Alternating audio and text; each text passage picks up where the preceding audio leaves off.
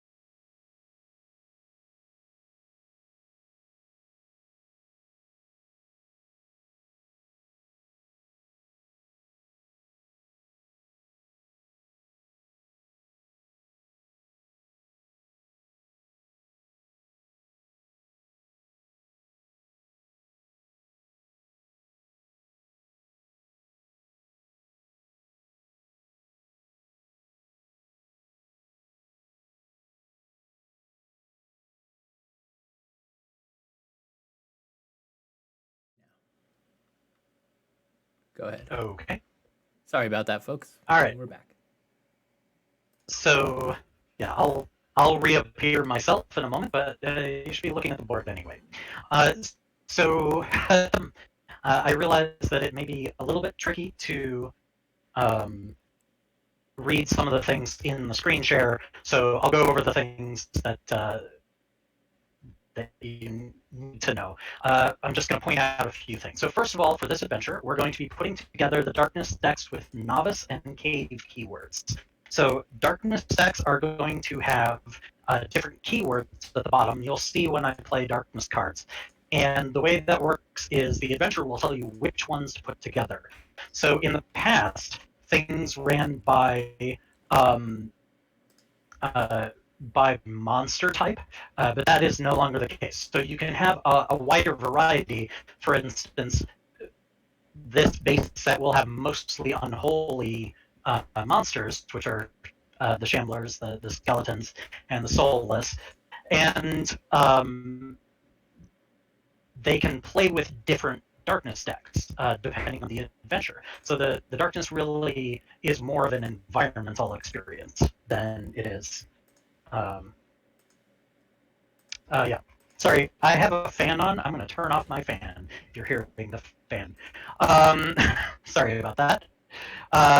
So yeah, the next thing you'll notice is that we have a number of heroes stat that will come up several times during the event. And this is really important because it offers more scalability. So in the next page, for instance, you will see that the monster spawn is now not based on the Darkness card. Checking. Is it overly sensitive? It may be overly sensitive.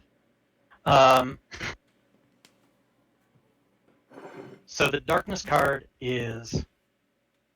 Sorry. Robert, let me know if there's anything I can do about my audio.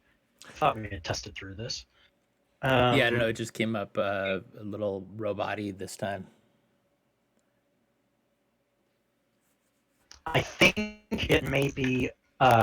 so part of the problem is, I'm going to be honest, Tabletop Simulator is a resource hog, and so it's possible that what you're getting is actually a problem with my bandwidth. So I apologize for that. Yeah, if it's echoing in tinny, that's almost certainly what it is. Sorry about that. I'll do what I can. Yeah, it really does. So the please let me know if you miss anything in particular. I'm sorry about the audio quality. So probably what I'll do is I'll do a re-record of my walkthrough later for when we post it on YouTube, because this just won't be great. Okay. So the monster spawn is based on the number of heroes. So for instance, here we have a normal spawn is number of heroes plus 2 Shamblers, and heavy spawn is number of heroes plus 2 Shamblers and 1 Soulless. So the Darkness card doesn't determine what the spawn is, which is one of the ways that we've decoupled the Darkness card from the monster type. So that's one of the things that we can focus on, is really keeping it.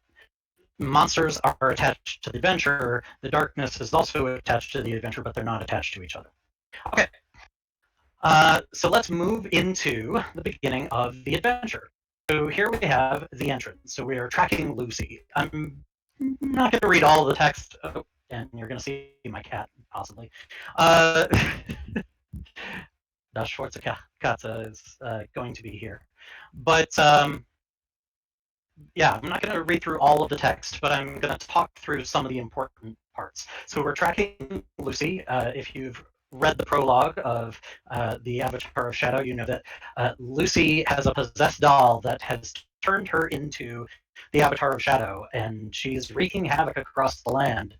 So we need to catch up to her. So the first thing we have is we need to track her, and this is a cumulative test that is number of heroes with, and we have two symbols here, which I'll show you in a moment. These are fate dice symbols. So we're trying to get the number of heroes. Since I'm playing solo, I only need one. But unfortunately, as the soldier, these are not things that I'm good at. It's style and arcane. So I'm not real good at that, but I'll go ahead and try. So on my board, I'm going to use my dice roller to roll 2 fate dice, and let's see what I get.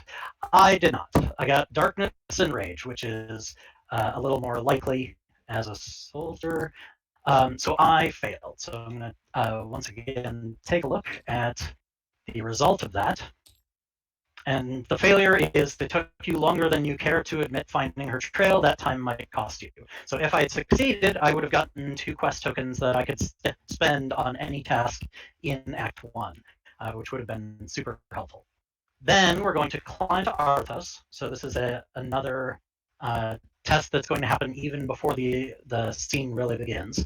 This is a cumulative test where I need a number of heroes with faith and rage. And luckily I'm good at one of those, so I'm more likely to get it. So let's go ahead and roll again. And I did get a success, so that's good. So success. Without friends and faith in their strength, there would be no success. If I had failed, I would have started the encounter with 3 damage already. So that's really awful. All right, we're going to move on to the next page. So this is going to tell you how to set up and what to do. But luckily, because I'm doing this on Tabletop Simulator, I've already got the setup. I'm all set up already. So we're going to move on. I also have a number of tasks throughout the scene.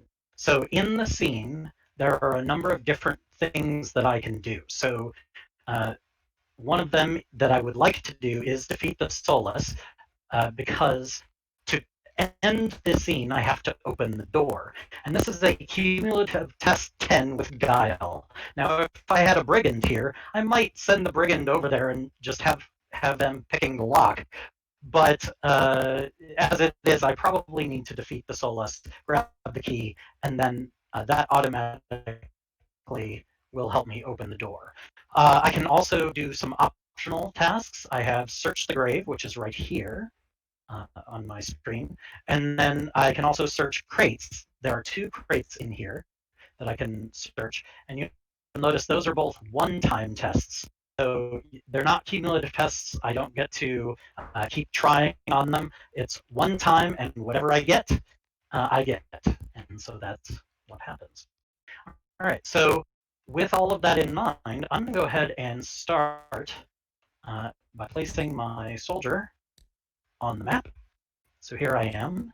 And I want to specifically, by the way, take um, a moment to thank Nicholas Regnet. He is one of our playtesters, and he made all the assets that you see here, and he made a playtest version that this demo is based on. So I'm seeing a question. Do heroes have specific fate dice? That means they're more likely to roll their fate symbols. So what that means is the fate dice that you use, everybody uses the same fate dice. So they all have the same 6 symbols, and you roll however many you roll. So my fate die pool is 2 right here, and I do have a power. I can change 1 guile to a rage. So I am more likely to roll rage. I can get it 2 out of 6 times rather than 1 out of 6 for other symbols. So if we look over here at the Acolyte, for instance, the Acolyte can change 1 darkness into faith. So the Acolyte is more likely to roll faith. Now, the Acolyte also has this Worn Prayer Book, which gives you +1 fate die on skill rolls. So the Acolyte, although he has the base fate die pool of 2, he actually has a 3 fate die pool all the time. Whenever he's doing skill rolls, I should say. That's not on attacks. So hopefully that answers that question. Okay, so here I am.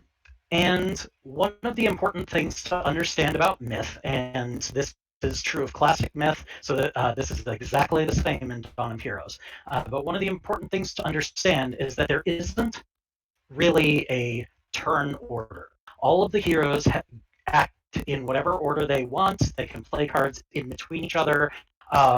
They can have one player play all their cards, or they can swap back and forth.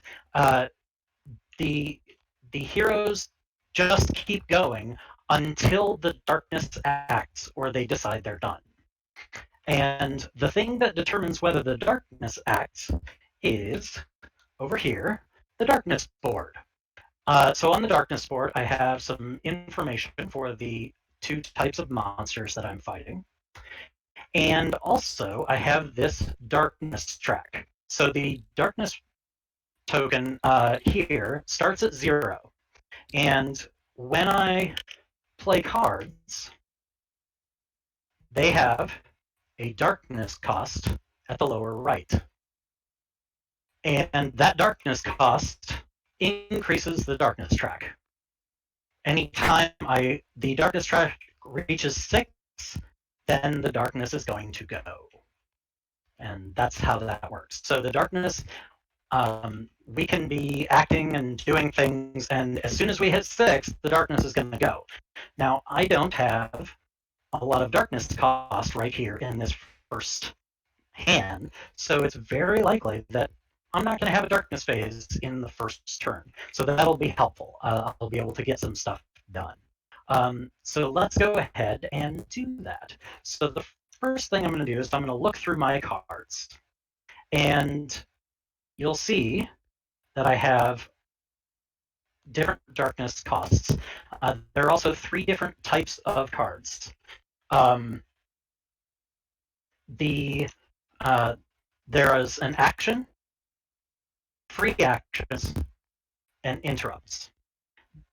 Actions, you may only play 1 per turn, so each hero may only play 1 action card per turn. You may play as many free actions as you can, and you can only play interrupts on the darkness phase. So usually the interrupts will have a criteria. So for instance, Blade Dance says play this card when you are attacked. Some of them do not, and if an interrupt does not have a criteria, you can play it at any time during the darkness phase, including interrupting a monster action. So we'll talk about threat penalty once we get to a darkness phase. Don't worry about that. And yeah, I'm going to try and go through a few things at a time, but you'll see. I promise I will get to that. All right, so I did say that I have this mechanic called Rage, so I think I'm going to play my Battle Rage. Now, you'll notice also, whoops, sorry, I'm tilted so far that it's not leaving my hand into the action space. I think I might need to adjust the hand location. There we go. Okay, so anytime you play a card, you must put it in one of these 4 action spaces. If your action spaces are entirely filled, you cannot do any more. Now, when I play this, I need to decide on a stance. I could stay in undecided, and then I would just read this bottom part. So this card says, as long as this card is in one of your action spaces, all cards in your action spaces count as rage cards, and you gain a number of d10 equal to your rage value on all attacks. So I'm going into a battle rage. Now, I would like to also get one of these bonuses. That for battle rage, they're the same in either stand. But since I'm all alone, I'm going to go ahead and select aggressive. Once I have selected a stance, I cannot change it for the turn.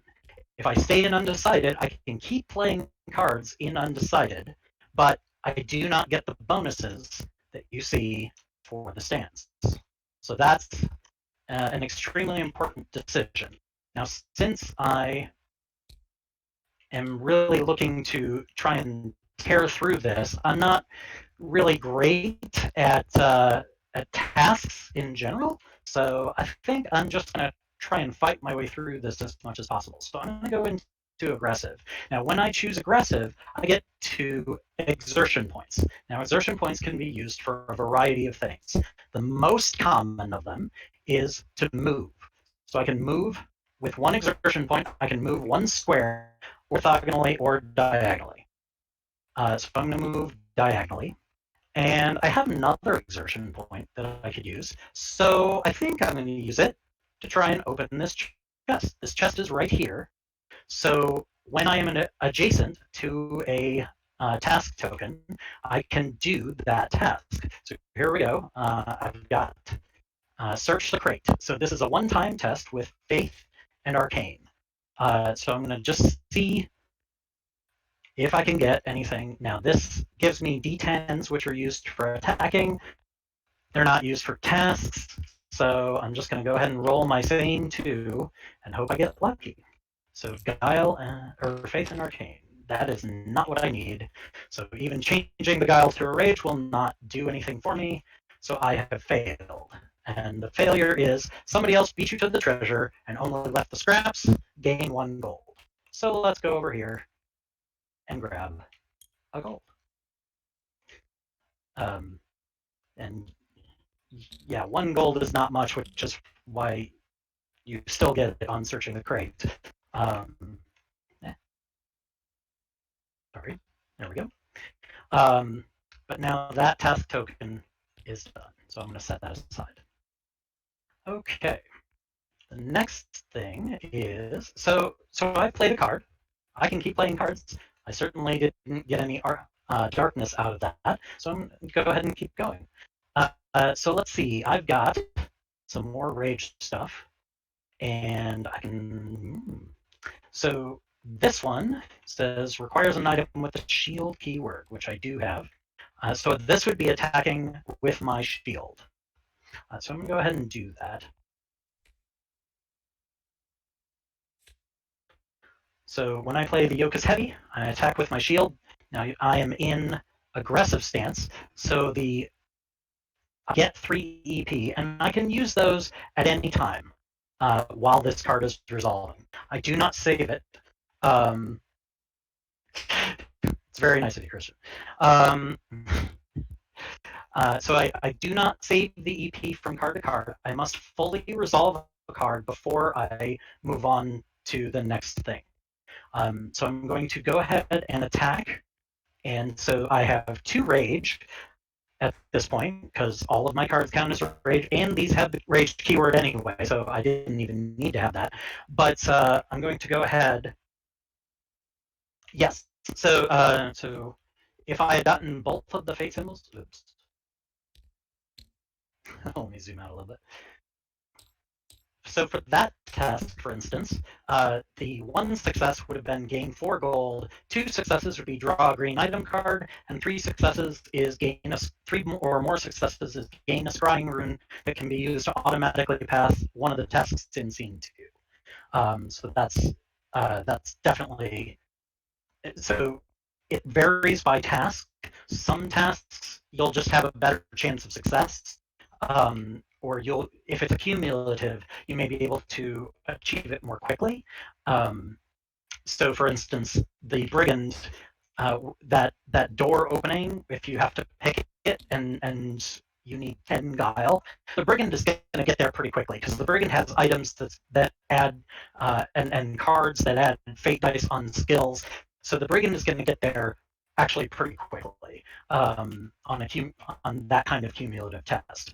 But in this case, if I had rolled those successes, that would have been better. So if I had the Acolyte with me, I would definitely have the Acolyte trying to search the crate, because that would be great.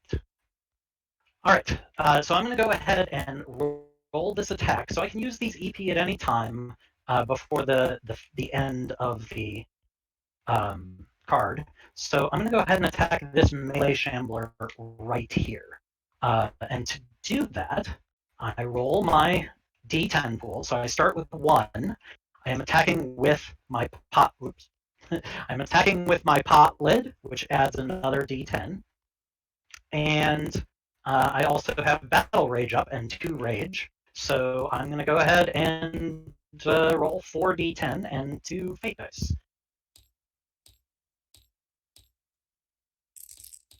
So there's the 4d10. And there's the two darkness. Lovely. Okay, so I'm looking at my d10s. I have a 4, a 5, a 7, and a 9. So when I am checking to see if I hit, I go over to the monster card, and this first stat, the shield right here, that is how hard it is to hit the Shambler. So I need to hit them on a 4 plus. So all of their stats are on a 4. All of their stats are along the right. Their attacks are across there, which you'll see when I have a darkness phase. So I certainly beat a 4, no problem. It's not going to be too hard since I am the soldier. So I destroy this Shambler. Now, here's a big change from Classic Myth. The Shamblers have a white loot token down at the bottom. Every time I kill one, I'm going to grab a treasure token that is the same color as indicated, and I'm going to put it in that spot. Picking it up will require me to be there and also to spend an EP to pick it up. So there may be a lot more loot on here, but as you'll see as I go through the white treasure deck, it's really okay. It's not going to overpower you. But that's one of the reasons that the Shamblers are just going to give me white tokens. They have no chance to give me anything better.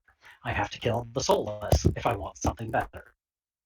So there are some massive loot changes, and I know that that's going to be a big shift for Classic Myth players. So I want to be very clear on this.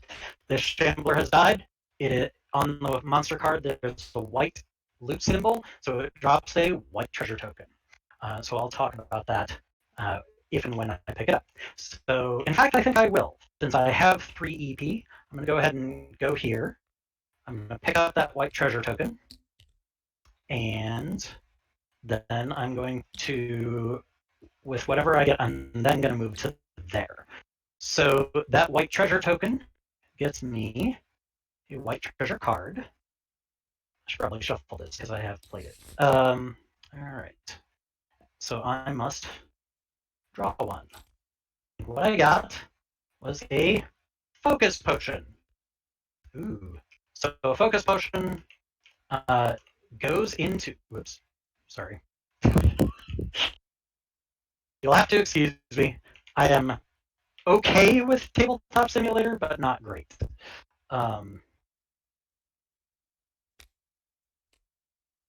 Okay, so Focus Potion goes into my inventory. In Classic Myth, I would have gotten a token, but in this case, I get the card. And I have it until I use it. And that is extremely important because that means it's no longer in the white treasure deck. So I can't just keep grabbing stuff out of the white treasure deck and hope to stack up a bunch of potions. There are only so many focus potions in that deck. And so that is an issue that I have to worry about. All right. So I am now here. I have completed all of my actions with this card. The card has a darkness cost of 1, so the darkness meter goes up to 1. I can keep pulling stuff, and might as well. So I'm going to go ahead and play this. Can't play the Blade Dance because that's an interrupt. I'm going to play this Enraged Strike.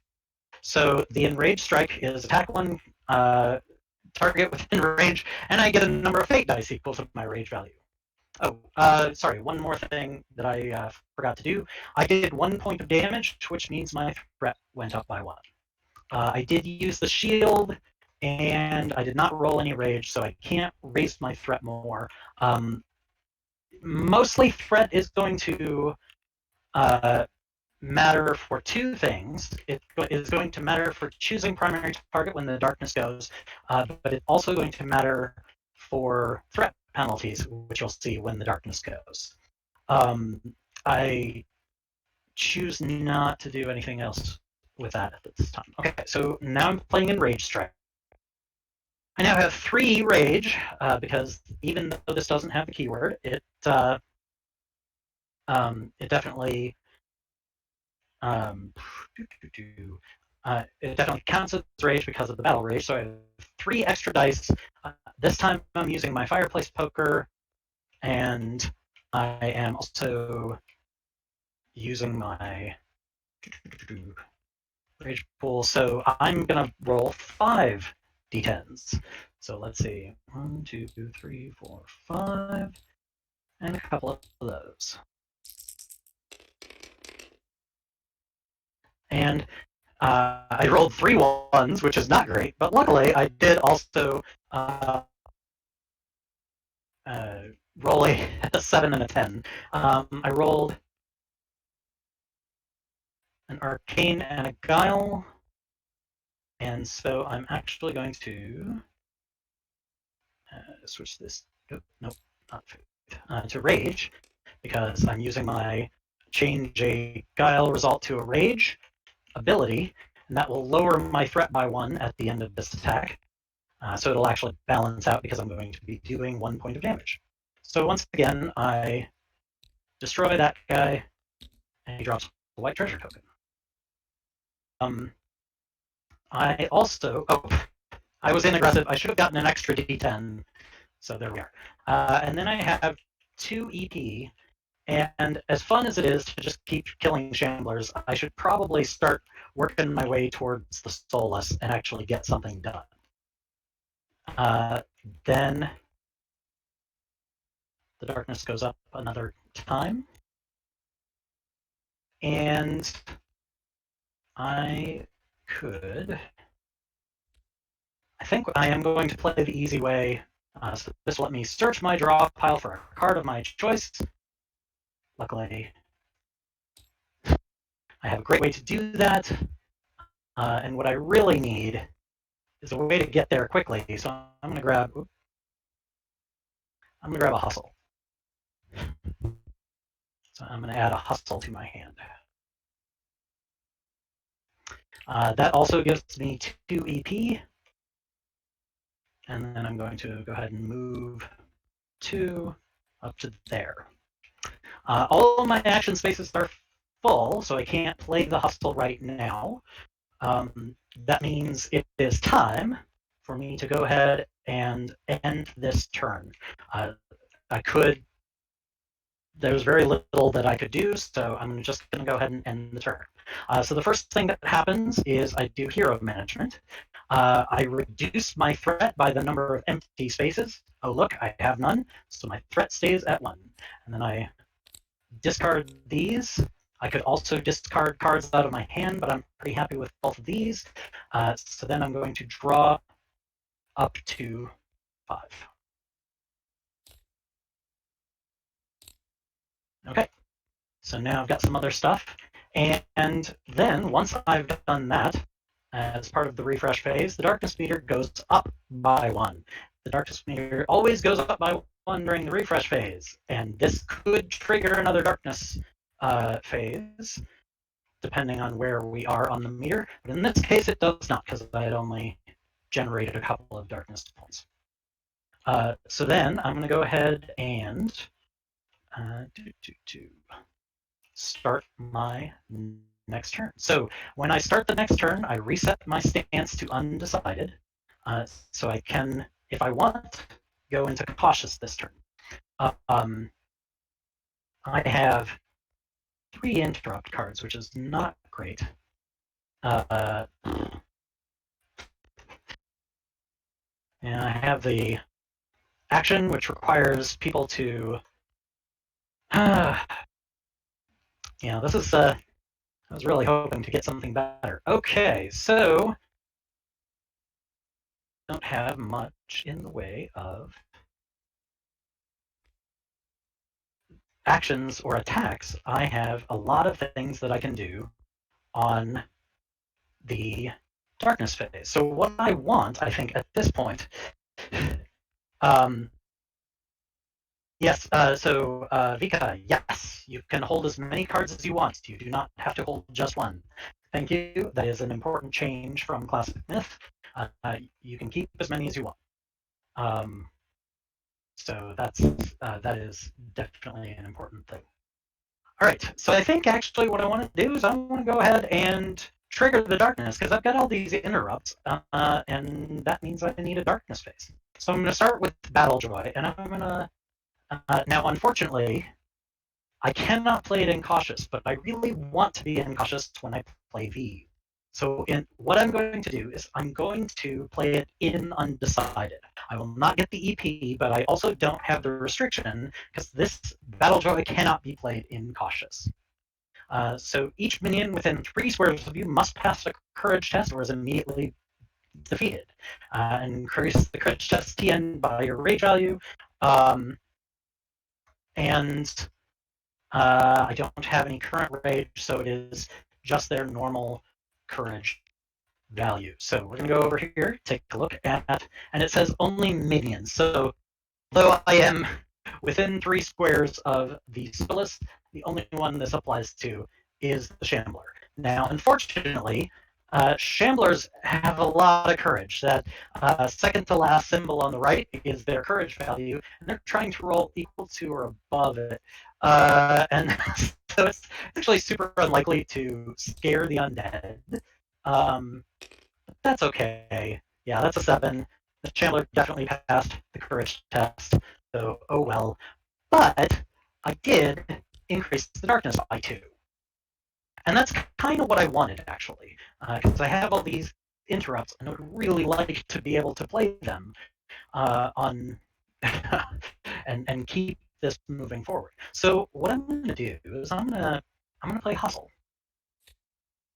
I'm going to play it in Cautious. So when I play it in Cautious, um, we have two extra fate dice. I automatically get 2 EP and draw 2 cards. I add 1 to my hand and discard the other. So I'm going to draw a couple of cards. Let's see what we got. I got Your Mother is a Crawler and Hustle. That's another interrupt. Okay, Your Mother is a Crawler I definitely don't need because it's better for when there are a lot of heroes on the board, but I'm playing solo, so no point in playing that. So I'm going to grab another Hustle, which is great, and then I'm going to finish spending my EP. So I have 2 EP, and I have 2 extra fate dice on anything I do this turn. So during this card. So what I'm going to do, I'm out of range of that chest. Sadly, I would have liked to have used those 2 extra fate dice to try and get something out of the chest. But as it stands, I think what I'm going to do is I'm going to wedge myself back here behind the Solus, and that's all I can do with that card. So now we have activated Darkness phase. And now you will get to see a Darkness card. So let's take a look at a Darkness card. And let me zoom in as much as I can. Again, this may be hard to read in here. So the first thing that we do, and the way the Darkness cards are laid out right now, it's basically you just read straight down. By the way, you'll notice this is a Cave Darkness card, so the keyword there is at the bottom.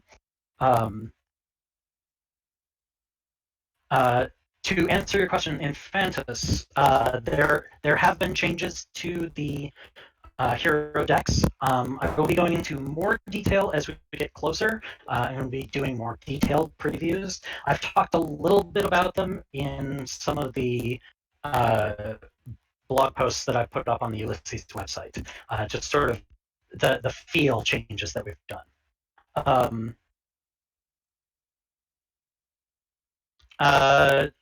So Mark, Hustle is now pretty much the same for everybody. So all of the Hupsels do that, basically. So yes, we are trying to make it a little friendlier on being able to play all the time. We don't want we don't want heroes to be stuck in the, well, I can't really do anything this turn mode. That's something we're definitely trying to avoid. Okay, so here I am. We determine the prime target, then, and there are two criteria. We look at the left one first. So it's either the Faith or Guile hero.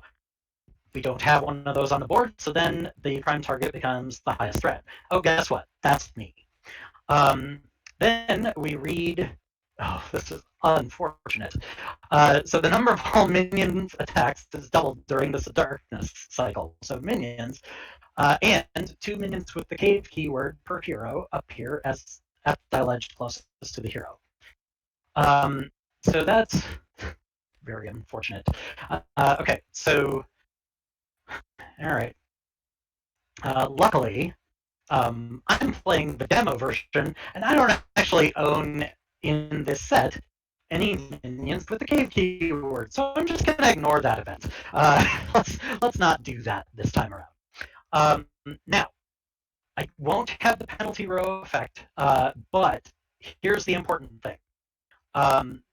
You'll see that we are at threat penalty 1, and what that means is that it goes into the penalty row because somebody has 1 threat. As this goes down, so as I draw more darkness cards, I'm going to shift them down here. And when I go back into, so then there's a point where the card will get shuffled back into the darkness deck. And when that happens, I'm going to have 4 minions and 1 captain appear at the tile edge. So this is sort of an ominous long into the future. I will say that the Avatar of Shadow scenario is unlikely to ever see this happen. So it's not too bad. Okay. Then, before we get to the spawn, the monsters attack. So they're going to go ahead and attack me.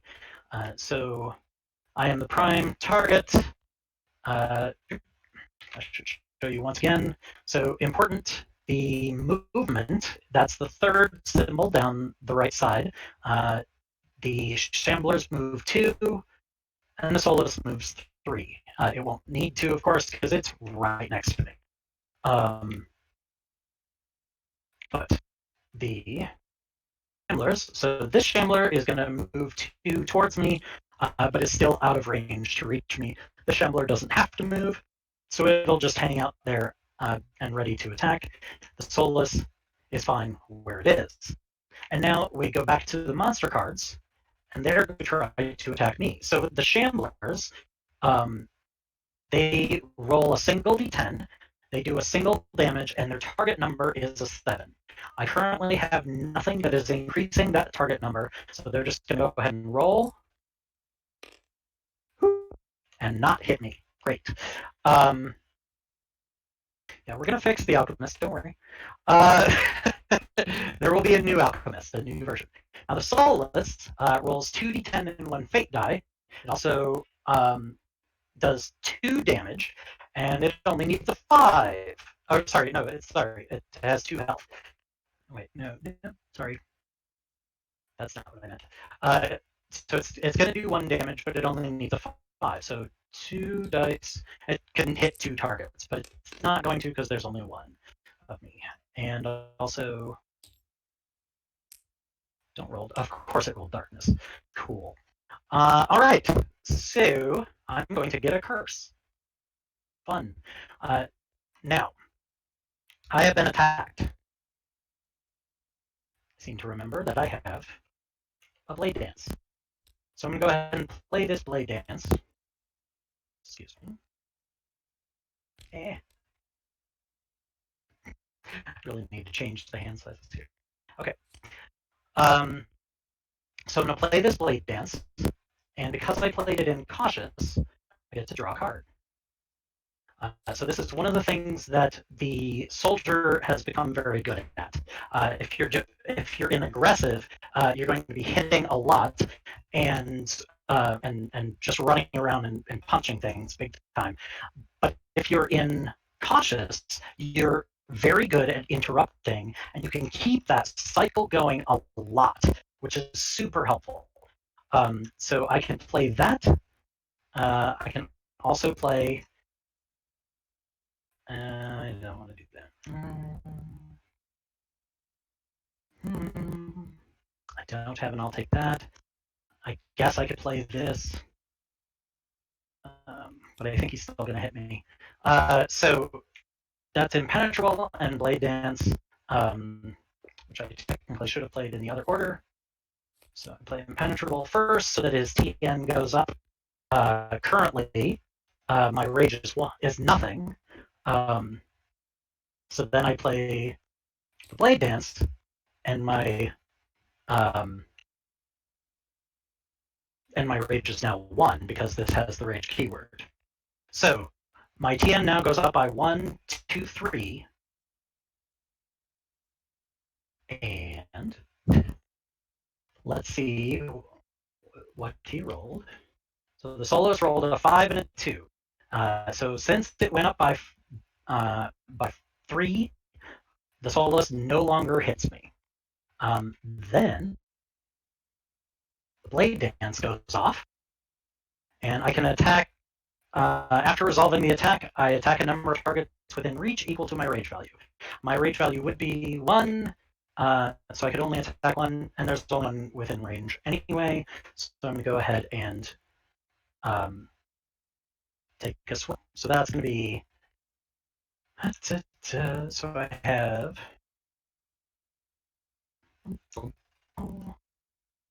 Yeah, just the 3. So I'm going to go ahead and roll 3 and 2. I'm going to go ahead and change my guile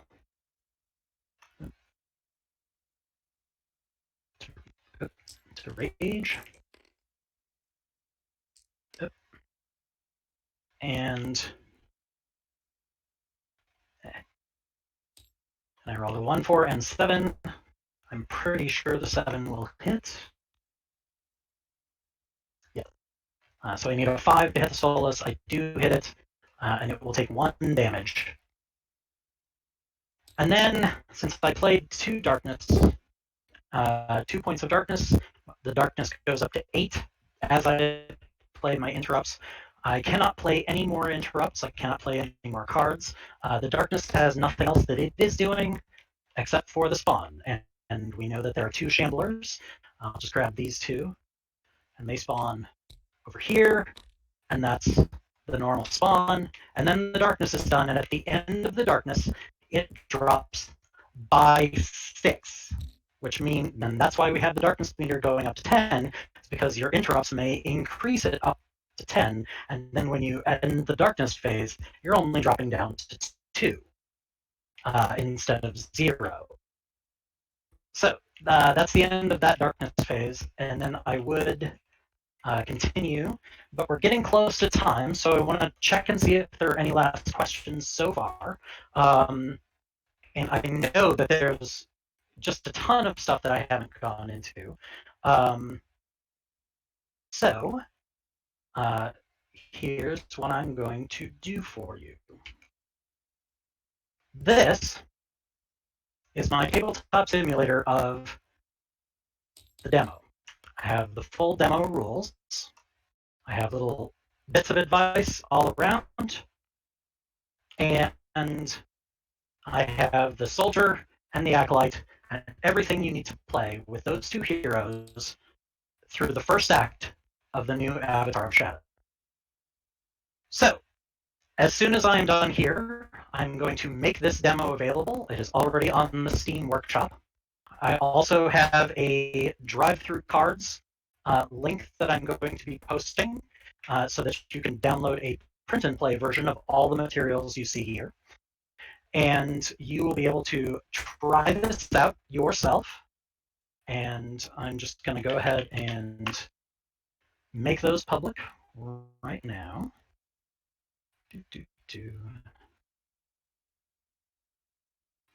And there will be a post on the website in just a few minutes saying all of that as well.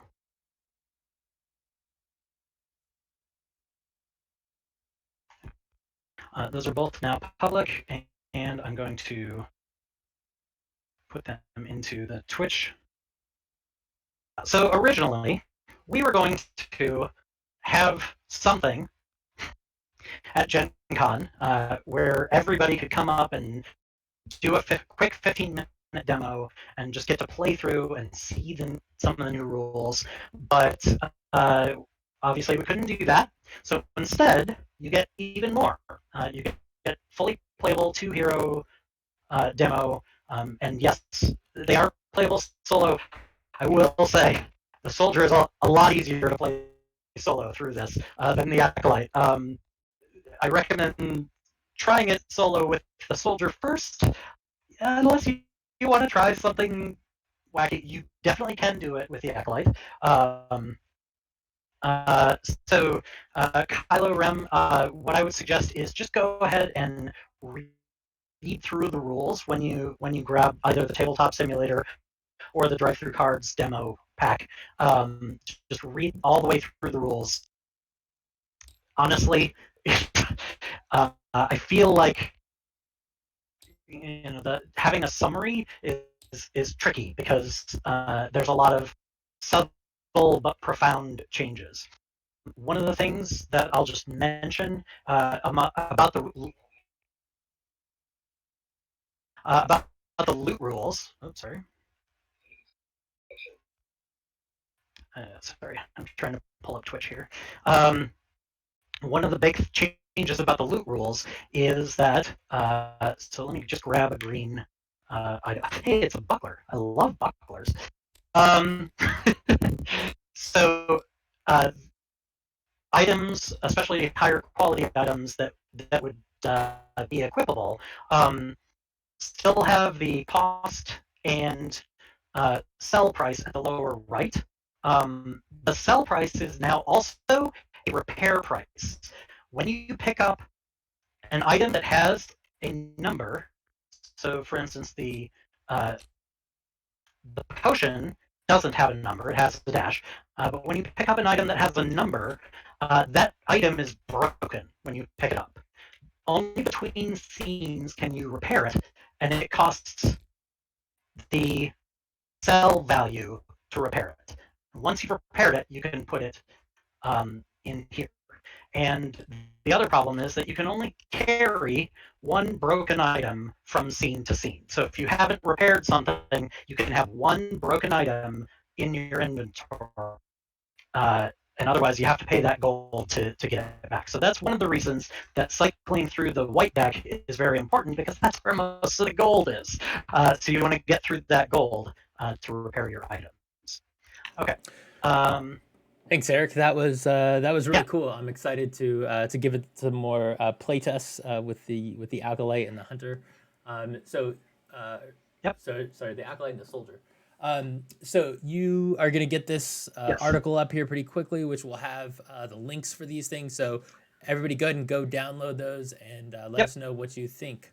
So thanks again, Eric. And next up, we've got Space 1889 sound off with Daryl, Frank, and Tim. So hang out for a couple more minutes, and then we'll be back. Okay.